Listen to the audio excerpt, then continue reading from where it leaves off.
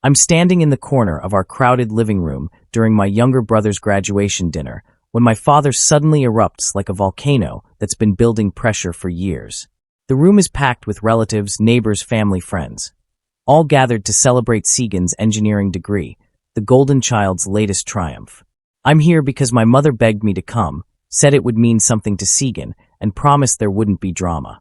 She was wrong. My father's voice cuts through the laughter and conversation like a machete through sugarcane. You. He's pointing at me, his fingers shaking with rage, his face flushed with alcohol and whatever else has been building in him all evening. Get out. Get out and never come back. The room falls absolutely silent. 37 people all turning to stare at me, their expressions ranging from shock to curiosity to schadenfreude. Because everyone loves watching family drama when it's not their own. I'm Ayodele Adebayo, 32 years old, the oldest son who never quite measured up. Not as successful as Segan the engineer. Not as charming as my middle brother who lives abroad. Just Ayodele, working some vague job nobody really understands, driving a modest car, living in what my father loudly calls that shoebox apartment for failures.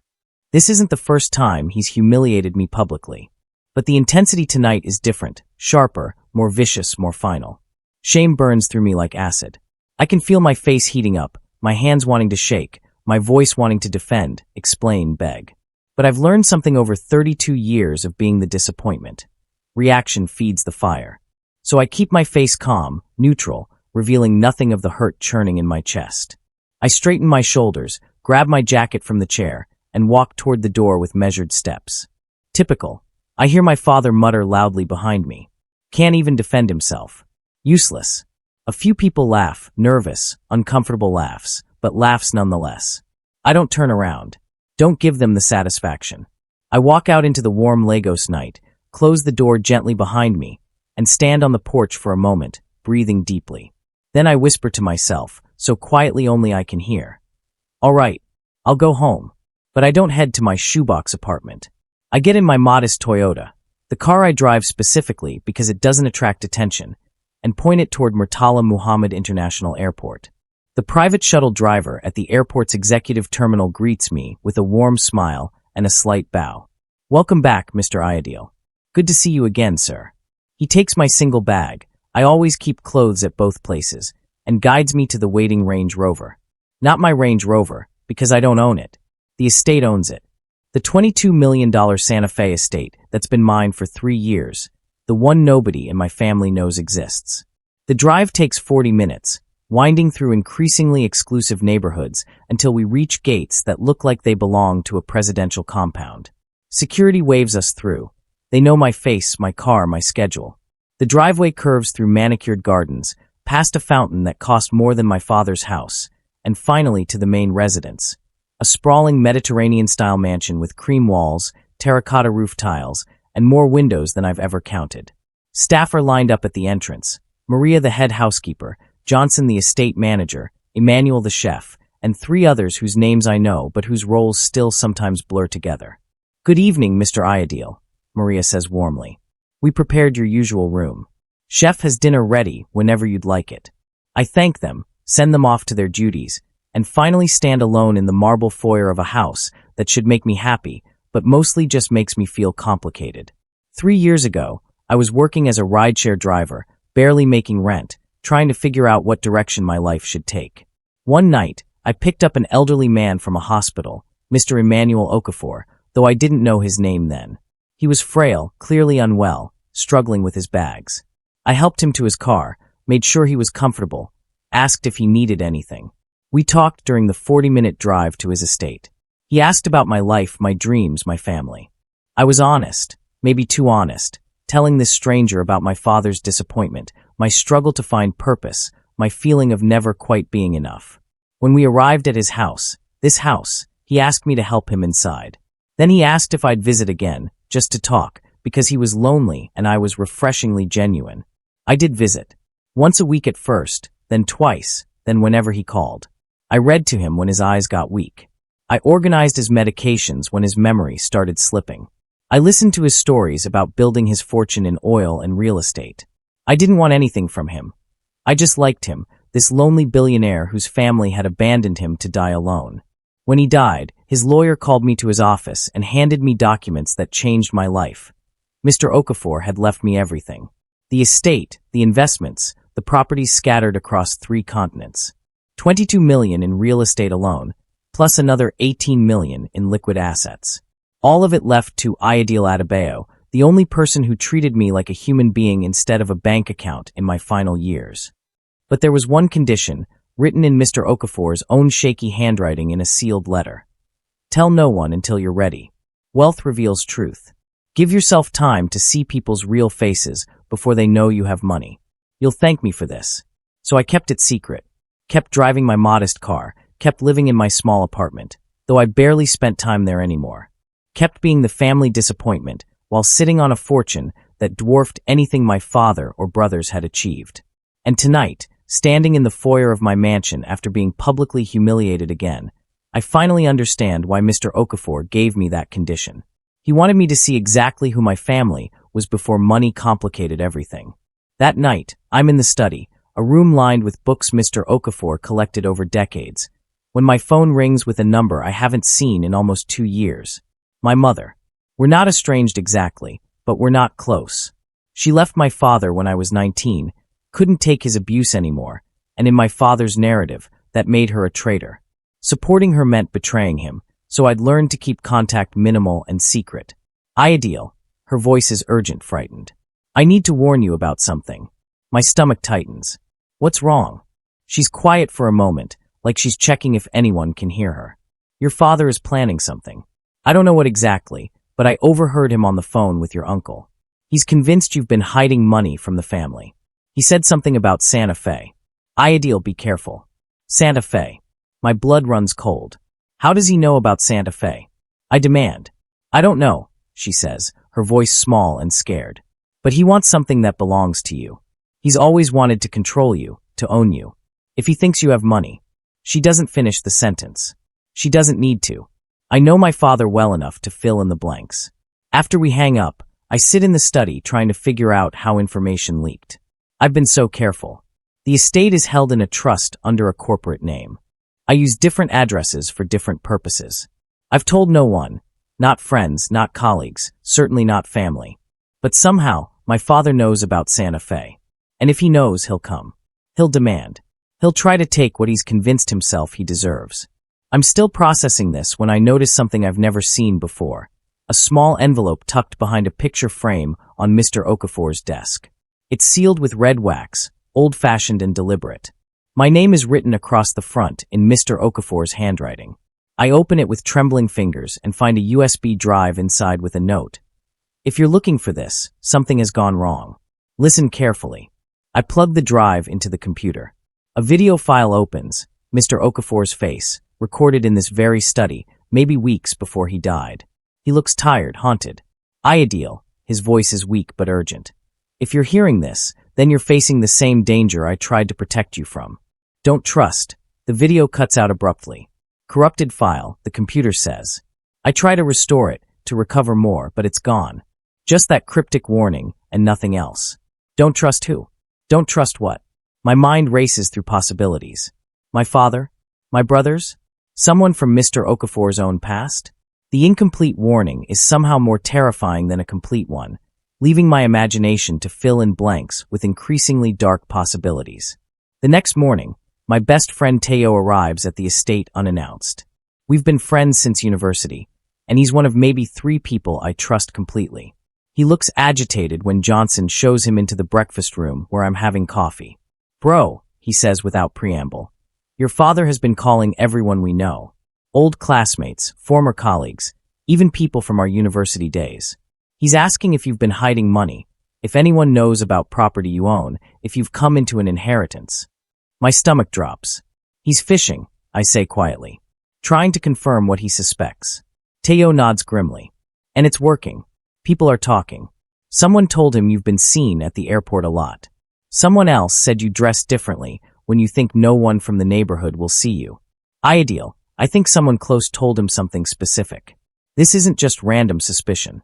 Hours later, my phone buzzes with a text from my younger brother Deo. The middle child, the one who's always been caught between me and Segan, between loyalty and ambition. We need to talk. It's about the house. Please call me. It's urgent.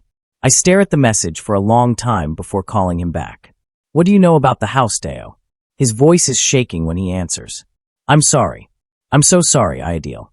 I hacked your email a few weeks ago. I was curious. I wanted to understand why you seemed so calm about everything when Dad treats you like shit. And I found messages from the estate manager, from lawyers, from property managers mentioning Santa Fe. And his voice breaks. I panicked. I thought you were hiding money that belonged to the family. So I told Dad. The betrayal hits me like a physical blow. My own brother. Why? Is all I can manage. I don't know, Deo sobs. I was jealous. I was confused. I don't know what I thought. But Ideal, Dad is coming there. He's on his way to Santa Fe right now with Uncle Femi and some others. He's convinced himself you stole family money or something. You need to get out of there. I hang up without responding, my mind racing. My father is coming. With witnesses, with family members who'll back up whatever story he spins. Coming to confront me, to demand explanations, to try to take what he's decided belongs to him. And I have maybe 2 hours to prepare.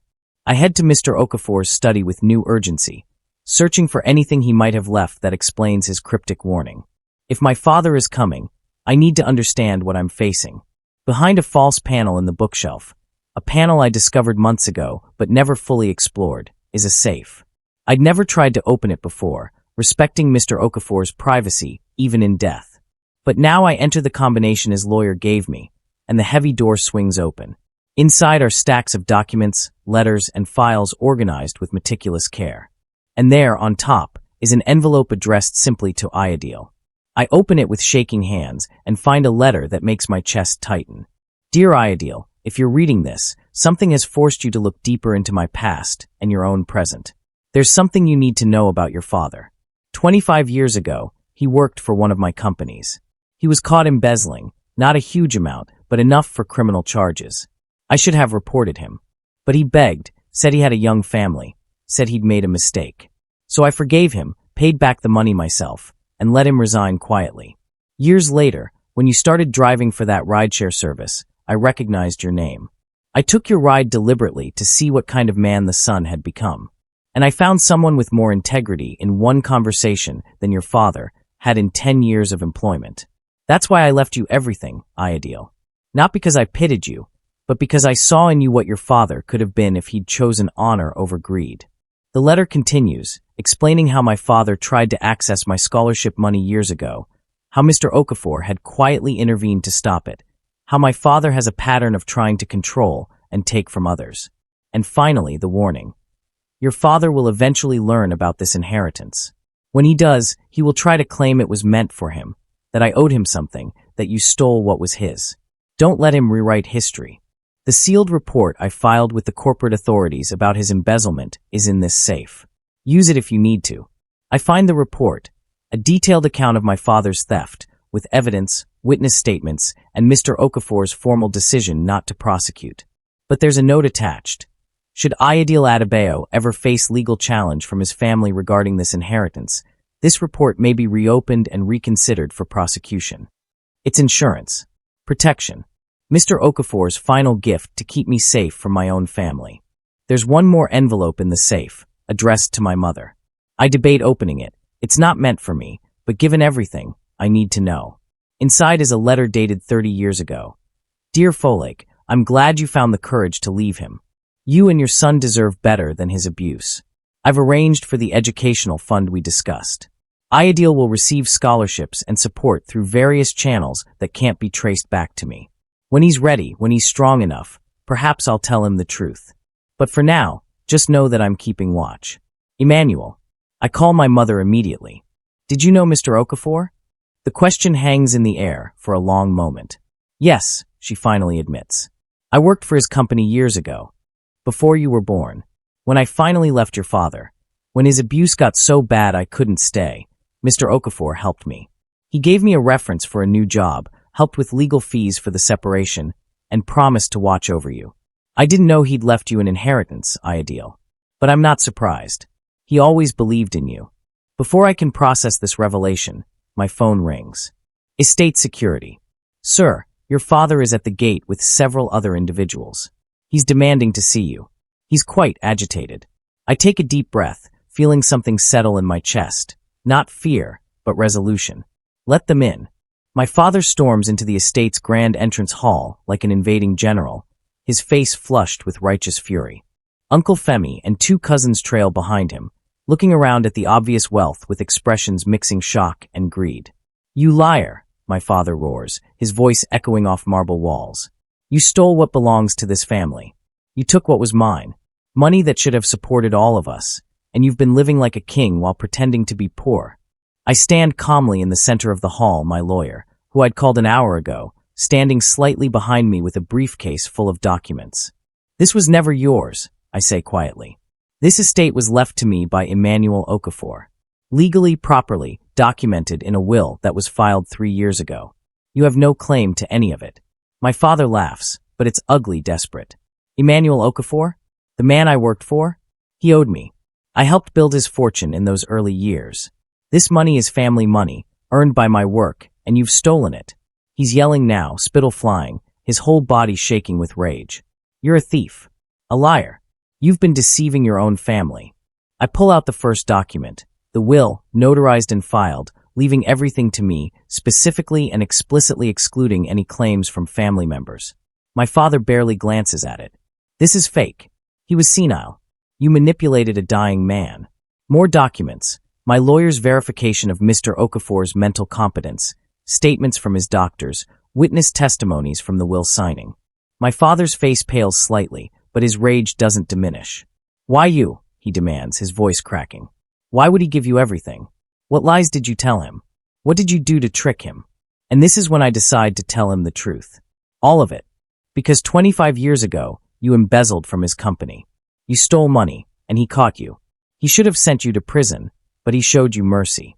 He forgave you, protected your reputation, let you go quietly. And years later, he met me, your son, and found someone with the integrity you never had. The room goes absolutely silent. Uncle Femi stares at my father with shock. The cousins exchange glances. My father's face cycles through denial, rage, fear. "That's a lie," he whispers, but his voice lacks conviction. He's lying. My lawyer steps forward with another document. "This is the sealed corporate report Mr. Okafor filed about your embezzlement. It contains evidence, witness statements, and documentation of the theft. Mr. Okafor chose not to pursue prosecution at the time. However," he pauses for effect, "given recent circumstances and your claims to this estate, the corporate authorities have been notified and are reconsidering the case." My father's bravado collapses like a house of cards. His face goes from flushed red to sickly pale. "You can't," he stammers. "The statute of limitations, it's been too long." My lawyer smiles coldly. "For standard embezzlement, perhaps. But fraud and falsification of documents? Those have longer windows. And your attempt to fraudulently claim this inheritance has reopened interest in your past crimes." Deo bursts through the door at this moment, his face streaked with tears. "I'm sorry," he's sobbing. "Ideal, I'm so sorry. I never meant. I didn't know. Dad, you said you just wanted to talk to him, to understand. You didn't tell me you were going to accuse him of stealing." He's breaking down completely, the weight of his betrayal and the family's dysfunction crushing him. "I just wanted us to be a normal family." Uncle Femi is staring at my father like he's seeing him for the first time. "You embezzled?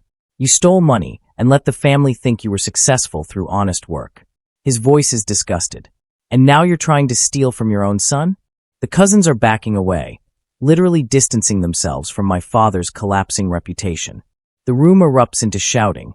Uncle Femi yelling at my father trying to deflect and deny, Deo sobbing, the cousins arguing with each other about whether they should have known, should have questioned. And I just stand there, calm in the center of the chaos, watching the truth destroy them the way their lies have been destroying me for years. My lawyer presents the final documents. No trespass orders for my father, Uncle Femi, and the cousins. Legal notices that any further harassment or attempts to claim my property will result in immediate prosecution. "You have 5 minutes to leave this estate," my lawyer says formally. "If you return without invitation, you will be arrested for trespassing." My father looks at me with something between hatred and desperation. "You're choosing a dead stranger's money over your own family," he spits. "You're destroying your father, your family, everything." I meet his gaze steadily. Family doesn't try to steal from me. Family doesn't publicly humiliate me. Family doesn't spend 32 years making me feel worthless. You destroyed this relationship long before money entered the equation. I'm just finally strong enough to see it. Security escorts my father, uncle, and cousins out. Their protests fade as they're led down the long driveway. But Deo stays, refusing to leave, sitting on the floor of the entrance hall with his head in his hands. I ruined everything, he whispers. I betrayed you because I was jealous. Because Dad always compared me to you and Segan, and I never felt good enough. And I thought if I proved you were deceiving us, maybe I'd finally matter to him. I sit down beside him on the cold marble floor. Deo, you will always matter to me. But you need to decide who you want to be. Do you want to be like Dad, resentful, controlling, willing to destroy others to feel powerful? Or do you want to be better? He looks up at me with red-rimmed eyes. I want to be better. I want to change. Please, Ideal. Please give me a chance. I give him one condition. Earn it. Prove through actions, not words, that you can be trusted. Stay away from Dad's influence. Build your own identity, your own integrity. He nods desperately, agreeing to anything. That evening, my mother arrives at the estate. I'd called her after the confrontation, told her everything. She walks through the entrance hall, tears streaming down her face. I'm so sorry, she says, pulling me into a hug. I'm sorry I left you alone with him all those years. I thought leaving would protect you, but it just isolated you. I should have fought harder to take you with me. We sit in the study, and she tells me the full story of Mr. Okafor. How he'd seen her with bruises one day at work and quietly asked if she needed help. How he'd connected her with lawyers, helped her find a safe place to stay, given her references for better jobs. He never asked for anything in return, she says quietly. He just said that good people deserved to be protected from bad people. And when I told him about you, about how bright you were, how kind despite everything your father put you through, he promised to watch over you. She pulls out a letter from her purse. He sent me this a week before he died.